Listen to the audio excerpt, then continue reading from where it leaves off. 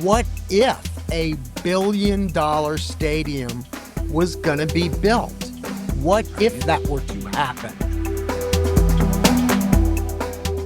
Hi, everyone, and thank you for coming back to another recording of Foul Ball Safety Now Talks. I'm Jordan Skop. I'm here with Brianna Ludwig.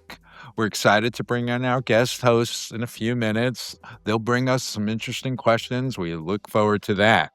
But before we do that, I'd like to give a little recap on how Foul Ball Safety Now started. Back in 2019, being a baseball guy and seeing something disturbing on the news, which was a child getting hurt by a foul ball, a hard line drive, I thought the issue was never really addressed, and I thought it was time to look into the matter a lot more, and I did. And I soon discovered an NBC investigation being done the same year, and ESPN also came out with something which we also have on our website called Exhibit A. They came out with a investigative report, and it was a 5-minute video, very disturbing video about children being situated in places in ballparks where maybe they had no business being. And you can see that it's a disturbing thread. And that's why I started with Brendan, a journalist back then, and still with me now, 6.5 years later. We just keep on collecting new things all the time. We're getting contacted by victims, unfortunately. We're getting contacted by lawyers who we may be able to help with their cases, and even baseball players. I think Brendan and I have so far formally interviewed about 80 people that were willing to go on the record with us. So it's really interesting so people can put it into their own historical context. Once they learn about all this, people are soon still finding out for the first time more about what we've discovered and really had no ideas. So, yeah, included in those interviews are stories from victims, people we've interviewed may have been blinded, and somebody who lost a loved one at the Dodger game, or when his wife died at the Dodger game. He was been very kind with us, talking with us. We've had some virtual news experiences with him, with some media, and it continues. Every time we pay more attention to the issue, we find more things that nobody really knows about. One thing in particular in the news today, or at least what we sent out earlier in the last day or two, people can see the website Foul Ball Safety Now. You'll see T-Mobile Park in Seattle, where a broken bat came into the seats during the playoffs like a boomerang, and where actually the TV actually showed the recording of it 5 minutes after it had happened. Then you can see the bat coming into the seats like a boomerang, and you would think, like, why are broken bats still flying into seats in 2025 like boomerangs that could pierce your heart? It doesn't make any sense. You even heard the announcer say, "Yikes, look out," almost adding to the color, like there was so much going on, the excitement of the playoffs and the broken bat coming over the seats.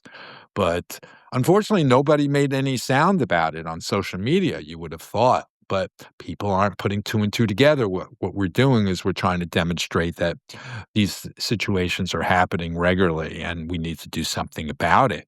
So we wrote a letter. We'll see where it goes. We also are following up with Queens College. People can see the letter under that same link, and we copied some of the people. After that incident a few months back, we had written Seattle's team and said, please take care of this issue before their next home game. So potentially the same thing can happen again. And they never got back to us. So as of now, as of a few days ago, people in Seattle are now aware that we're paying attention to the issue, and hopefully they'll remedy the situation. I'm a little skeptical that that will happen. We're also pursuing Queens College, an investigation. We wrote letter number 5 a week or two ago. I think the letter was dated January 12th. People can see the Queens College investigation. We did get a letter back from the NCAA today, so that's exciting. On the 4th letter we wrote to Queens College, we copied the NCAA because student athletes are concerned at Queens College about balls flying over the side and potentially hitting elementary school students. somebody contacted me from the team about a year ago, and we've been on the scene. I said, "Yes, you should be able to play the game free and clear, and that's not cool that you have to play your games wondering whether elementary school kids are potentially getting hit by balls at over the sides right next to where the field is." So on letter number 4, we copied the NCAA, and we also got a response from the Queens College newspaper. Maybe it was a student-run newspaper, but he wrote an article, so that was good. We're optimistic, we just wanna follow through. We're working on following up with Queens College to make sure that this issue is addressed for this coming year and that the student athletes can play the game free and clear and not worry about it.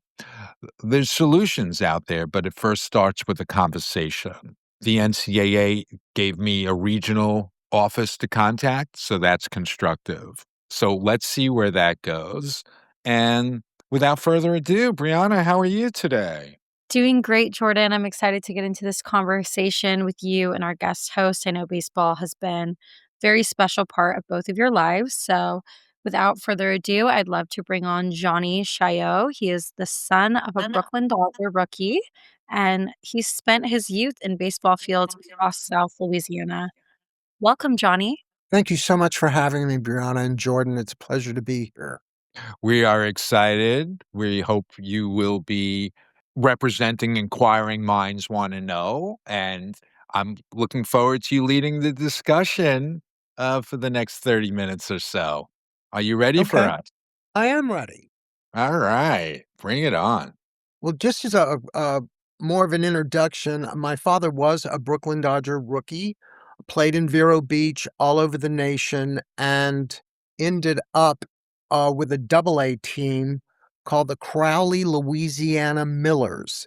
And he played the 1949-1950 season. After that, he became the coach of the recreation center and coached Pony League and American Legion League and Little League and even and T-ball. He did it all. Okay. Okay. And, he had, 4 sons. 3 of them did play ball. I did not. I was the bat boy. I didn't have that talent or drive really, but I wanted to be out on the field with my father and just, it was an experience to be around, the sport. That is great. Great stories. Wow. I Yeah, can only imagine. That's an yeah. episode in itself. It's really good childhood memories, and back in those days, there were bleachers, in each of the small towns. There was no netting back then. The bleachers were protected by very tall, 20, 25 feet chain link fences that spread from dugout to dugout with the bleachers in between. So Okay. I I personally didn't see injuries because yeah, of course, in those days when you hit a ball, it didn't go into the fans. It went into either the field next door or in our case, the graveyard. It didn't go into the fans because the construction of the bleachers prohibited that. Didn't it? It was a non-issue. Alright, I'm hoping all local ballparks, there's probably thousands of them, are all having conversations, whether there are fields right next door or not. I got a contact from somebody from Tennessee who said, "We're at least talking about we can't have soccer games going on while baseball games are going on because they're worried that the balls are leaving one field, the baseball field, and entering the soccer field," and they were wondering if I had any solutions like netting and money. And I said, "Not really." I said, "Your case may be not so different from 1,000 other situations, but I'm glad you're at least talking about it." And that's what we're attempting to do. We don't wanna pretend that these situations are not occurring when they may be happening regularly. Near misses and unfortunately direct hits. Yeah, opening the discussion is the first step, and I just appreciate being here to discuss a few matters that came to my mind. And I sort of broke it down into 3 categories, and that is the stadiums themselves, the game itself, and the fans. And if you don't mind, I'd like to talk about first off is about the stadiums of today, the present stadiums as they stand. What do you think about the present stadiums, and what safety features would you recommend, or what laws or statutes would you like to see implemented, whether it's that we can't move the fans further back, but I'm sure there are other things that you've thought about that you would like to implement into the stadiums as they stand today? Sure, that's a great question. So, speaking about the stadiums and the professional ballparks where they're commercial establishments, people are coming, they're parking their car in parking lots, they're paying for parking in many cases, not just at the major league level, but there's also 169 other professional teams that I've been following. I would say that first and foremost, it's about giving people information about exactly what they may expect. So it's just it simply starts with finally letting the general public who are customers at that particular professional ballpark and stadium to be transparent about what is really happening, because we're learning about things that are happening not just inside the ballpark, but outside the ballpark. People can see a professional ballpark in Modesto, California, an affiliate of the Seattle Mariners, where balls are potentially leaving the field 10 to 15 times within a 3-hour period.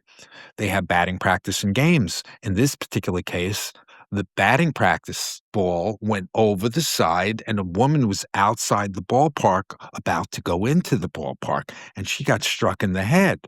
So, for parents like Brianna, who are mothers of kids that are less than 2 years old or little kids, they should be instructed, this is exactly where we need to go to park the car safely. This is where how we need to go into the ballpark, what entrance to walk into, and where to sit. I think it really starts with that. And once that happens, Johnny, then everyone is going to be like, oh, they're really micromanaging the matter. No, they're not micromanaging the matter. They're being finally upfront on this is the process to have a safe experience. And once we finally identify that as an existing issue, everyone, you know what happens. Everyone who comes to a meeting is always coming out with ideas and solutions. Then we effectively started the conversation. I have ideas, but how many people are available to bring their ideas forward? I think that's most fans that just haven't been included on the information. They'll come up with solutions. There's definitely no arguing that stadiums today, there's more netting than ever before, and there have been extensions that have been done, but we don't want fans to take that the wrong way and think, "Oh, they extended the nets, they fixed the problem," or, "Oh, now it's safe to sit there, it's safe to sit behind the nets." We've got a report up on the website right now called Incidents Reported 2025, and there is sadly a very long list of civilians who have self-reported their injuries for the most recent season, the 2025 season, many of whom were sitting behind nets. And then, of course, we also have those 2 videos up on the website of the bats flying over the nets during the 2025 season, which is very dangerous. So we just need the public to understand that improvements are not solutions, and you're not protected if you go to a game. Yeah, I understand, that's a good point, and, that brings me to future stadiums. Let's say, I don't know, an earthquake will destroys Dodger Stadium.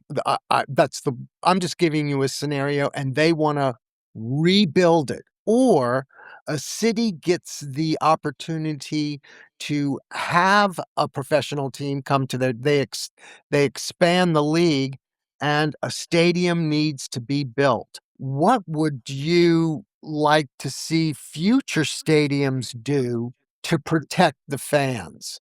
Johnny, what I would say is that we already have 199 commercial establishment ballparks that we know of that can clearly make some fixes. So we don't have to break ground and create new ballparks and new stadiums. It's a matter of a commitment to finally maybe bring the fans into this conversation because they've never really had a seat at the table. These new ballparks, football stadiums, baseball stadiums, they're north of $1 billion. We probably won't need to do that. I would love to identify one model ballpark of the 199 ballparks that I've been following. That's excluding college, where we can say that is exactly where Brianna should be going with her kid. But I don't have that as of yet. I think it really just starts with the conversation of many of the 100 million baseball fans are already parents, but just don't know this was happening right under their nose.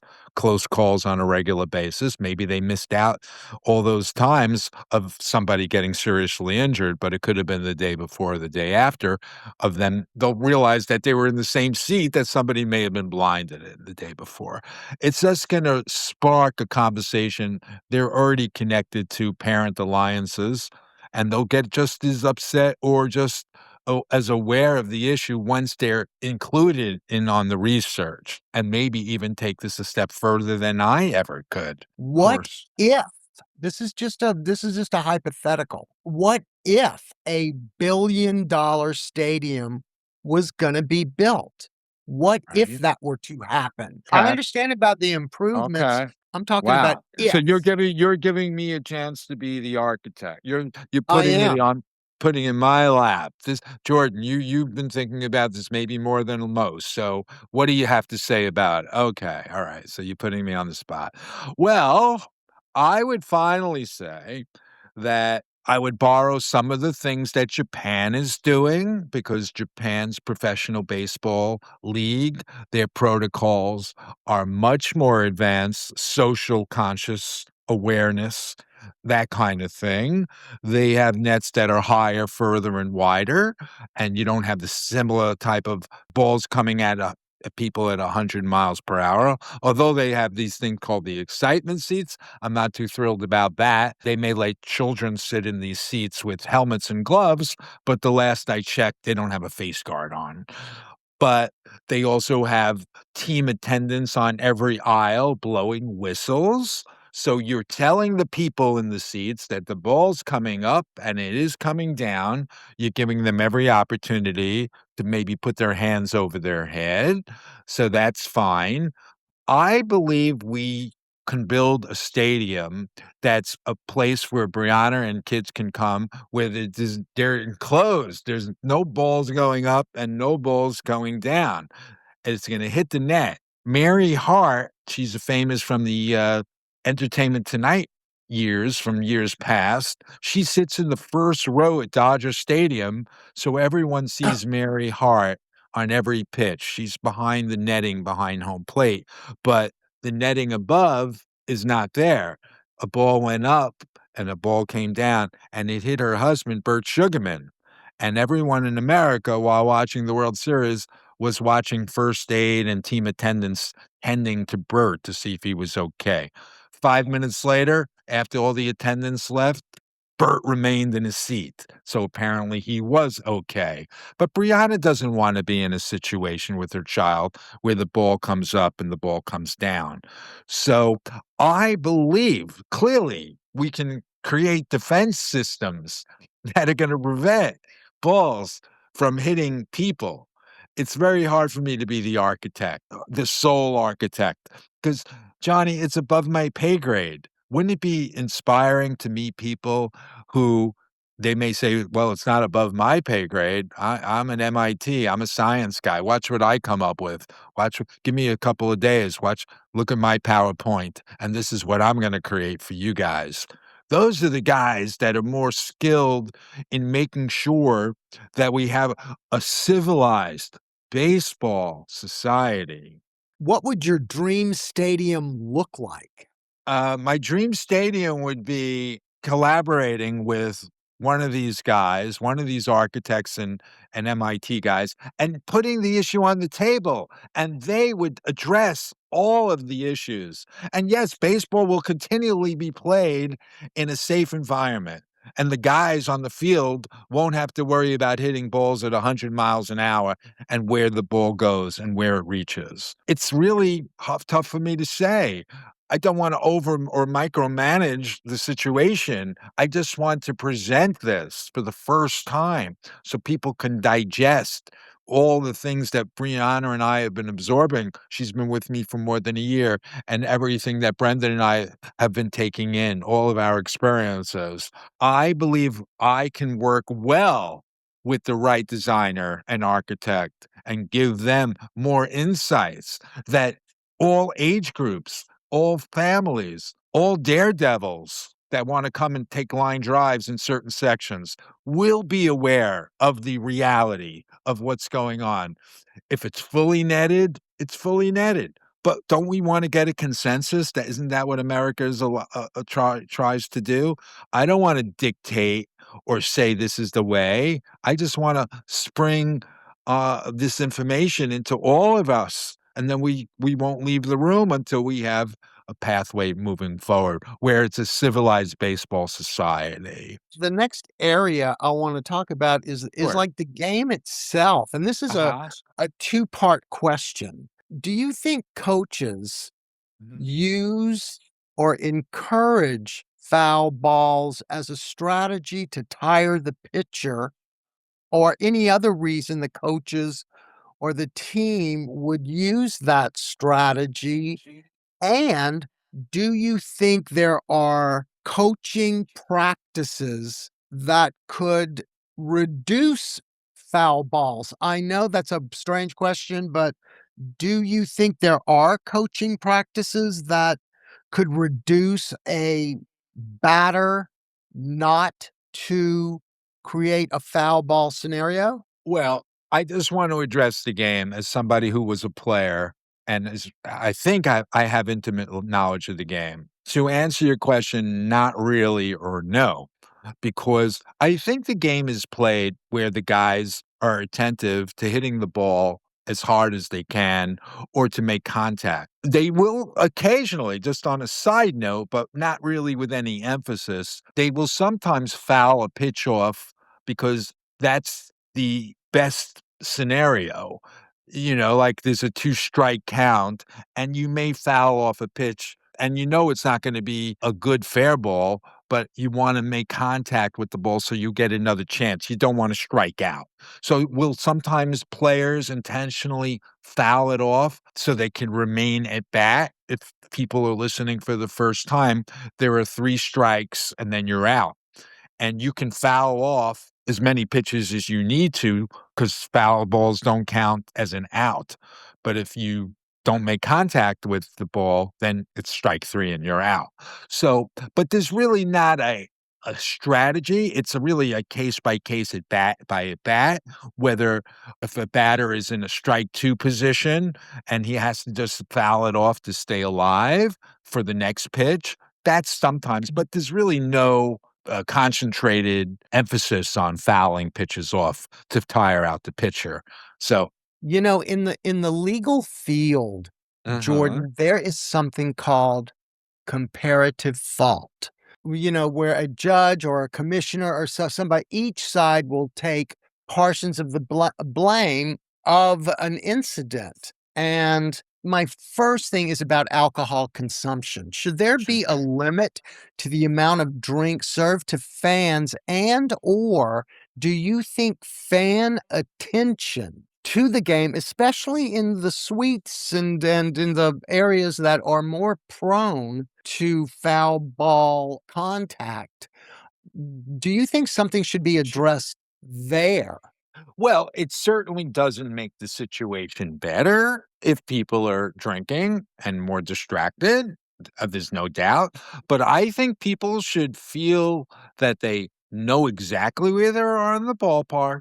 They can talk on their phone if they choose to stay on their phone. They could have as many drinks if they have a social designation, or if they have a designated driver later. Who am I to say what people should be doing within the game? Now, if they're instructed accordingly that you are signing a waiver you are already at risk. So people are kind of knowing, and they really discourage alcohol for those people. The least you could do when telling people you're signing a waiver, you would run with bulls in Spain if you're 18 and older. I'm sure they don't want people who are drunk running with bulls in Spain because already they're taking the risk. So if baseball marketed or portrayed their sport as you can take one to the throat, maybe you don't want to really be having a beer or two, emphasizing exactly what the landscape will be for them for the next 3 hours. But most people don't have the knowledge. Brianna's and her friends may be going to games, Brianna excluded. They may be going to games carefree, children running around a little bit here or there, going up and down a row and mingling in the aisles with the neighbors, doing what babies may do, and everyone having a good time. That's not appropriate for the family environment, and I see that. I can tell you there's so many theaters, I call it fire in the theater as we speak, and when I stop and think about 30 to 40 cities today still do not have netting past end of dugouts in some of these professional cities. And when you see that ESPN video from 2019, when people saw that horrific video for the first time, they'll scratch their head very hard to learn that there's still 30 to 40 cities that still have a lack of netting past end of dugouts, and why any human being, let alone children, are sitting there. But that's something that Brianna and I and Brendan are talking about and thinking about.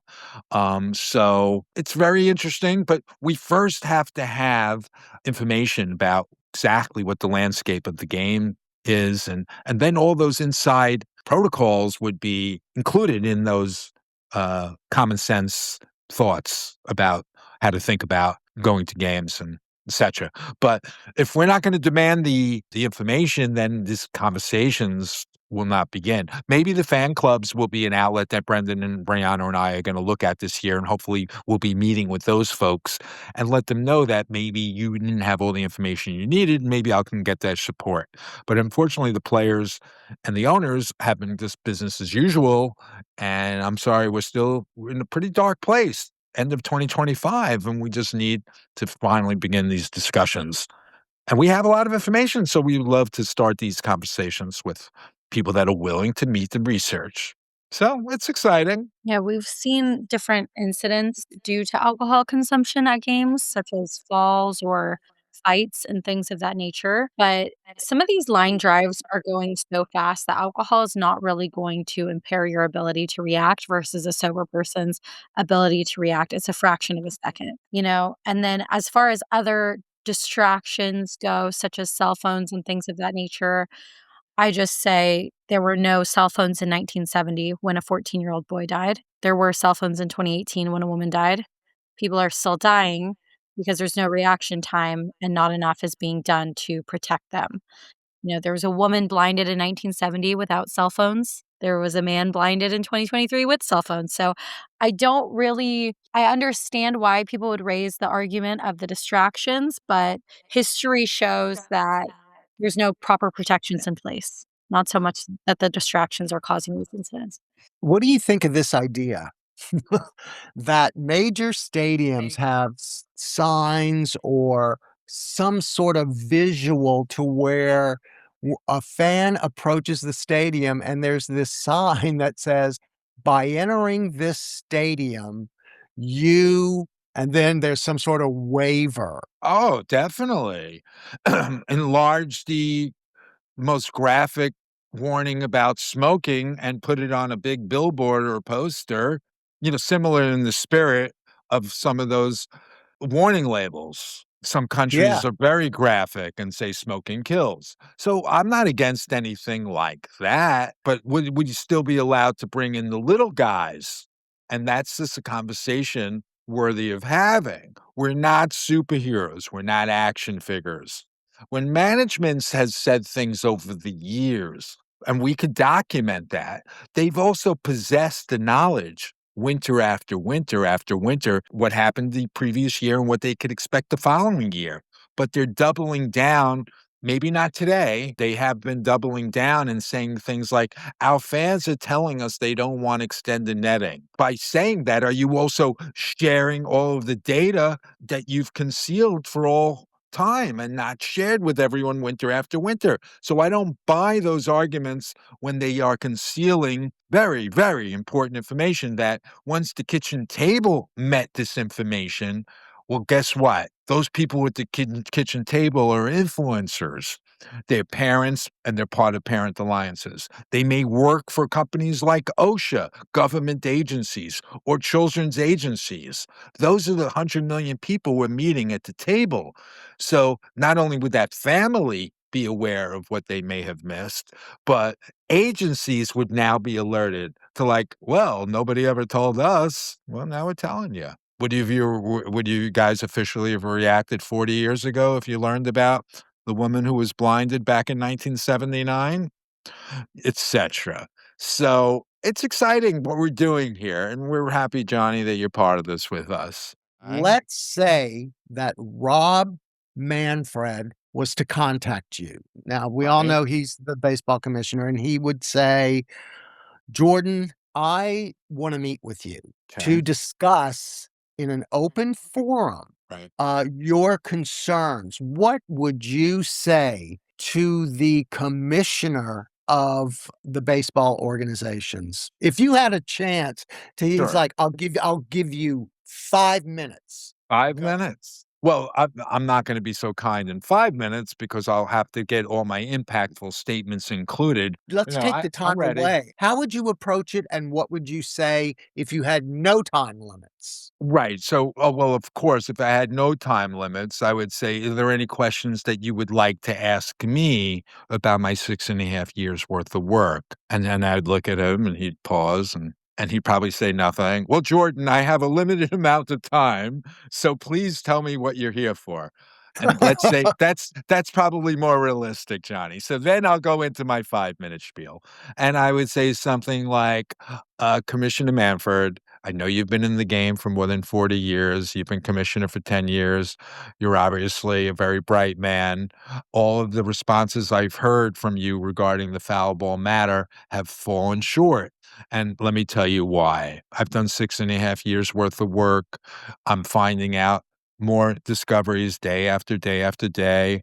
Everywhere I turn, without being too graphic, I see a new train wreck. I see a new car crash, whether it be the way plaintiffs have been treated after they've gotten hurt and gotten the treatment from MLB defense lawyers and putting them through the mill for years and then making the most minimal settlements, which would not be equivalent to what potentially a corporate executive's settlement would be for their child.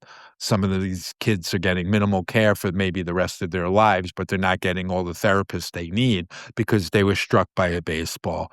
And we need to be sympathetic to all of those people that have been injured from the past and treat them like first-class citizens, no cutting corners and giving them anything they need. We need to bring these families back. The people that I've met along the way over the last 6.5 years, people who've lost loved ones, like Erwin Goldblum, whose wife got killed she got hit at the Dodger game and died a few days later in 2018. Why would you be callous to allow a year go by and not even extend the nets further up without telling people in that section for the month of September, not that maybe you don't want to sit in the same seat. Mrs. Goldblum was killed there, and it wasn't announced till 2019. That's mud on our faces for not addressing that issue immediately. And then when it was announced in 2019, why was it then April, May, June, July, and August, where business as usual continued without the nets being raised vertically? And then it was finally September, almost a year or just after a year after the woman was struck by the foul ball. Most people probably didn't even learn, even if it was announced, that they were sitting in the same seat that a woman had died in.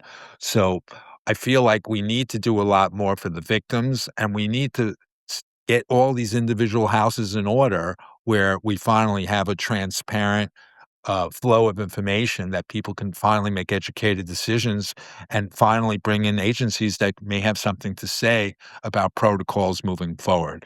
So I think that's sort of where I would go. I feel bad for the people that Brendan and I have interviewed people who've been blinded by baseballs, and unfortunately, Irwin's wife unfortunately got hit at the Dodger game and died a few days later. People that we've gotten to know. I think that would be a start. I'm out of time. I gotta go. But I would say if I had 5 minutes, that's basically what I would say. I would Yeah, just try to yeah, let them know that I'm connected. I'm emotionally connected, and I'm emotionally invested, and I'm here, and I'm open. And I'm here for you at your disposal. And it's time. It's time for our day of reckoning and understanding that the legacy of baseball isn't what makes people think it is, and we need to give people baseball truth matters, Johnny, and we want to give them the history, and we want to present everything we can.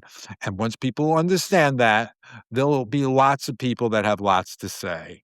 So we're yes. excited about these conversations. Well, thank you. See, thank you for having me, and just let me in with this. I know Yes. firsthand, even as a child and as an adult, going to the Dodger games, but even as a child and as an adult, I know that magical feeling that you have on a summer night being in a baseball stadium, whether you're participating as a player or a bat boy or a fan or someone serving hot dogs, that magical feeling that number one, you're a part of something greater than yourself and you are doing something totally American. It's really magic. And I just hope the best for you and for Brianna and for your movement to keep that magic that just comes with those summer evenings or those summer afternoons. I just hope that they continue on in a safety way. So thank you so much for having me. Oh, that's terrific. Johnny, from what you just shared, your sentiment is really my sentiment because I am not anti-baseball. I am so pro-baseball and pro-baseball and how it's been part of our life. And I'm excited to incorporate a conversation into this issue. And that's going to start with these conversations. And I really appreciate having you today. So that was terrific. Yeah, Johnny, growing up around the game and it being such a big part of your life, was safety ever a discussion? Did anyone ever talk about danger or safety in the stands? No, because there was never the opportunity for it to be unsafe. They took all the precautions when I was a child, back in those days. They took every precaution for fan safety. So, no, I never thought about it. It never crossed my mind because it never happened. Make Well, sense? Johnny, yeah, no, Johnny, this is great. We're hearing from people now, this conversation, at least people are dipping their toes in from all levels of baseball. So that's exciting. Not something I expected a while back. I've been on the foul ball issue mostly on the professional level, but now colleges and parks and other people are telling me their experiences and potential compromised safety situations or compromised safety situations. So it's good to hear that people are kind of looking at in the mirror and looking to see if they like what they see when it comes to baseball. The baseball people are finding me, so it's very exciting, and we wanna thank you so much for, being part of this with today. Johnny, thank you again. Thank you. And let's go out to the ball game, shall we?